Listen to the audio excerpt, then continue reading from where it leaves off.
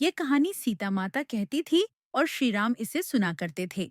एक दिन श्री राम भगवान को किसी काम के लिए बाहर जाना पड़ गया, तो सीता माता कहने लगी कि भगवान, मेरा तो 12 वर्ष का नित्यनेम नित्य नियम है। अब आप बाहर जाएंगे तो मैं अपनी कहानी किसे सुनाऊंगी? श्री राम ने कहा कि तुम कुएं की पाल पर जाकर बैठ जाना और वहां जो औरतें पानी भरने आएंगी, उन्हें अपनी कहानी सुना देना। सीता माता कुएं की पाल पर जाकर बैठ जाती हैं। एक स्त्री आई। उसने रेशम की जरी की साड़ी पहन रखी थी और सोने का घड़ा ले रखा था। सीता माता उसे देख कहती हैं कि बहन, मेरा 12 वर्ष का नितनेम सुन लो। पर वह स्त्री बोली कि मैं तुम्हारा नितनेम सुनूंगी तो मुझे घर जाने में देर हो जाएगी और मेरी सास मुझसे लड़ेगी। उसने कहानी नहीं सुनी और चली गई। उसकी रेशम जरी की साड़ी फट गई। सोने का घड़ा मिट्टी के घड़े में बदल गया। सास ने देखा तो पूछा कि ये किसका दोष अपने सिर लेकर आ गई है। बहू ने कहा कि कुएं पर एक औरत बैठी थी। उसने कहानी सुनने के लिए कहा, लेकिन मैंने सुनी नहीं, जिसका यह फल मिला। बहू की बात सुनकर अगले दिन वही साड़ी और घड़ा लेकर सास कुएं की पाल पर गई। सास को वहीं माता सीता बैठी मिली, तो माता सीता ने कहा कि बहन, मेरी कहानी सुन लीजिए। सास बोली कि एक बार छोड़, मैं तो 4 बार कहानी सुन लूंगी। राम आए, लक्ष्मण आए, देश के पुजारी आए, नितनेम का नेम लाए।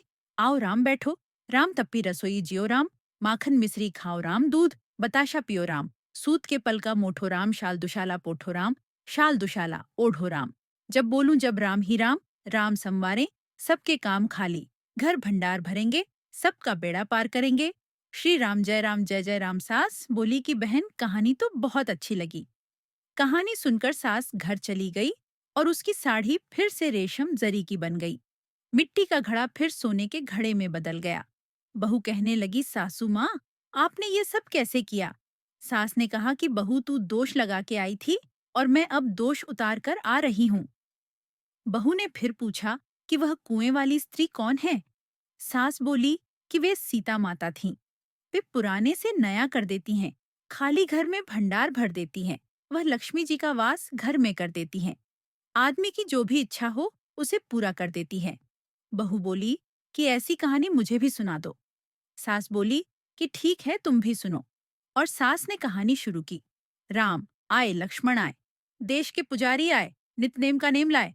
आओ राम बैठो, राम तपी रसोई जियो राम, माखन मिश्री खाओ राम, दूध बताशा पियो राम, सूत के पल का मोठो, राम शाल दुशाला पोठो, राम शाल दुशाला ओढ़ो राम। जब बोलूं जब राम ही राम, राम संवारे सबके काम खाली, घर भंडार भरेंगे, सबका बेड़ा पार करेंगे। श्री राम जय जय राम।